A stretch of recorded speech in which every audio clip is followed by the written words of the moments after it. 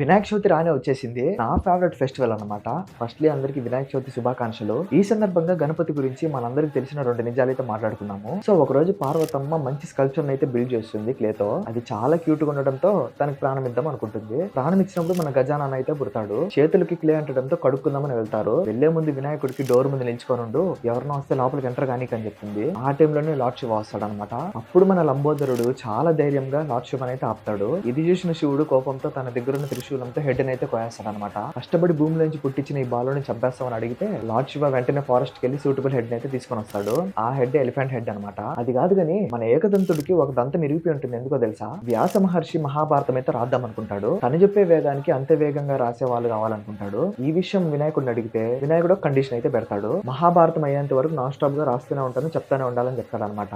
అలా ఫాస్ట్ గా రాస్తున్నప్పుడు తన చేతిలో ఉన్న పిల్ అయితే ఇరిగిపోద్ది. వెంటనే మన వినాయకుడు తన దంతాన్ని వించి రాసి కంప్లీట్ చేస్తాడు.